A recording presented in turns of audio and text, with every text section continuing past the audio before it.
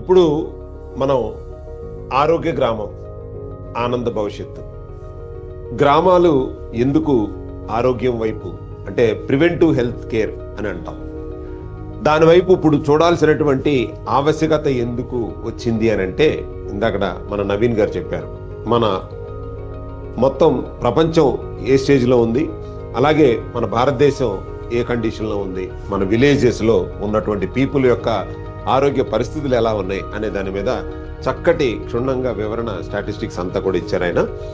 గ్రామ ఆరోగ్య నాయకుల అవగాహన అనేటటువంటిది చాలా అవసరం అని అనిపించింది. ఎందుకనంటే మన విలేజెస్లో ఆర్ఎంపీ డాక్టర్స్ ఉంటారు, తర్వాత చిన్న ఎంబీబీఎస్ పెట్టుకున్న డాక్టర్స్ ఉంటారు, మల్టీ స్పెషాలిటీ హాస్పిటల్స్ అన్నీ కూడా ఉంటాయి.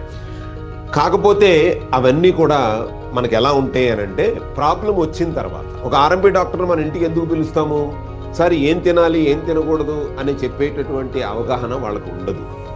వాళ్ళు వచ్చి నడు నొప్పిగా ఉంది, కాలు నొప్పిగా ఉంది, కడుపు నొప్పిగా ఉంది, లేకపోతే నీరసంగా ఉంది అంటే వాటిని మాత్రమే అడ్రస్ చేయగలుగుతారు. అప్పుడు వచ్చి ఒక ఇంజెక్షను లేకపోతే ఒక టాబ్లెట్ ఇస్తారు.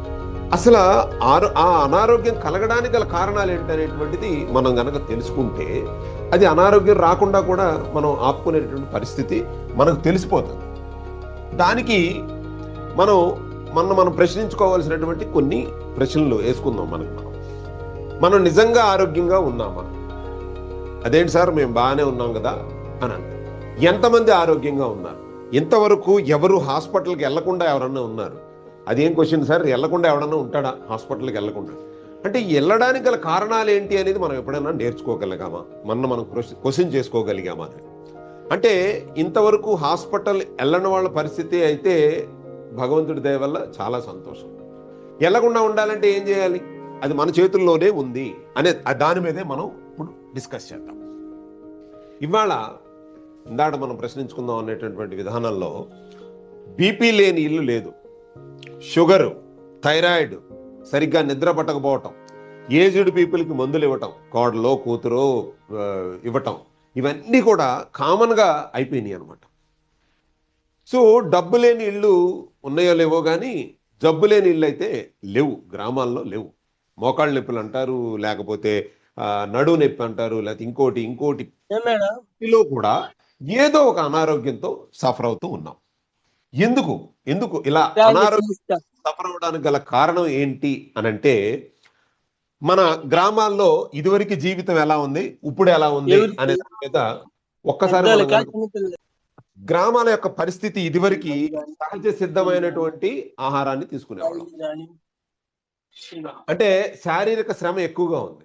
ఇవాళ ఎప్పుడైతే కనుక వచ్చేసి తక్కువ, అంటే ఇదివరకు విలేజెస్ లో ఉన్నప్పుడు ఏంటంటే వాళ్ళకి అంత ప్రెషర్ అనిపించేది కాదు. చక్కగా ఆహ్లాదంగా నలుగురు కూర్చుని మాట్లాడుకుని సాయంత్రం పూట మళ్ళీ వెళ్ళి 7 నిద్రపోయాడు. ఇవాళ ఏ గ్రామము కూడా 7 గంటలకు పడుకునేటటువంటి ప్రసక్తే లేదు. వాళ్ళకి 11, 12 డేట్ మారాల్సిందే. ఎందుకనంటే చిన్న మొబైల్ ఫోన్స్ మన చేతిలో ఉండి అసలు వయసుకు సంబంధం లేకుండా 70 ఏళ్ల వయసోళ్ళు ఇలా అంటానే ఉన్నారు, 20 ఏళ్ళ కుర్రోడు ఇలాగని అంటున్నారు, 15 ఏళ్ళ కుర్రోడు కూడా ఇలాగన. మరి ఆరోగ్యాలు ఎక్కడి నుంచి వస్తాయి? దానికి తగ్గట్టు మూలిగే మీద తాటికే పడినట్టు ప్యాకేజ్డ్ ఫుడ్స్. ఇవాళ ప్యాకెట్ పాలు, మనం విలేజ్లో గేదెలు ఉన్నా సరే మళ్ళీ మనం ప్యాకెట్ పాలు వెళ్ళి కొనుక్కుంటున్నాం. అంటే మానసిక ఒత్తిడి అనేటటువంటిది పెరిగిపోయింది. అంటే భారతదేశంలో ఇందాక నవీన్ గారు చెప్పినట్టు ఎలా ఉంది అని అంటే, పెరుగుతున్న షుగర్ వ్యాధి ఇది ప్రతి ఇంటికి వచ్చేసింది. ఇదివరకు ధనిక దేశాల్లో మాత్రమే ఉండేది.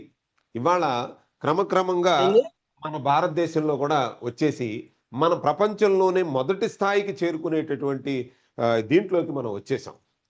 చిన్న వయసులోనే బీపీ, ఫ్యాటీ లివర్ సమస్యలు. ఎందుకంటే మనం ఏ ఫుడ్ ఏ మోతాదులో తీసుకోవాలని తెలియకుండా తీసుకోవటం. పిల్లల్లో మనం ముద్దుగా ఉన్నాడు, బొద్దుగా ఉన్నాడు అని అనుకుంటున్నాం. కాకపోతే ఆ యొక్క ఒబిసిటీ వల్ల, ఆ బరువు వల్ల ఎన్ని అనారోగ్య పరిస్థితులు ఎదురవుతాయో తెలియట్లేదు మనకి. కిడ్నీ సమస్యలు, ఇవాళ వాటర్ ప్రాబ్లమ్స్ ఉన్నాయి. దానికి తగ్గట్టు మనం శరీరానికి ఎంత వాటర్ ఇవ్వాలి రోజుకి అన్న విషయం చాలామంది ప్రముఖులు ఒక్కొక్కళ్ళు ఒక్కో విధంగా చెప్తూ ఉంటారు, వాళ్ళ పందాలో చెప్తూ ఉంటారు. మనం సైన్స్తో మాట్లాడుకోవాలి, సైన్స్ తెలియాలి మనకి. సో మానసిక ఒత్తిడి వల్ల కూడా భారతదేశం నిదానంగా చేరుకుంటూ వెళ్ళిపోతుంది అనారోగ్యం వైపు.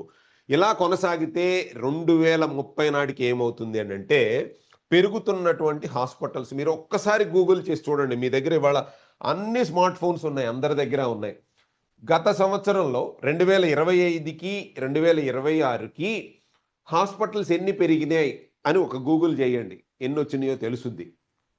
అంటే రోజు రోజుకి పెరుగుతున్నటువంటి హాస్పిటల్స్, రోజు రోజుకి పెరుగుతున్నటువంటి అనారోగ్య సమస్యలు, రోజు రోజుకి పెరుగుతున్నటువంటి రకరకాలైనటువంటి మందులు, ఇవన్నీ కూడా ఎవరిని దృష్టిలో పెట్టుకుని ఇవంతా ఇంత గ్రాండ్ సక్సెస్గా ఓపెనింగ్ చేస్తున్నారు. మినిస్టర్లను పిలిచి, పిఎంలను పిలిచి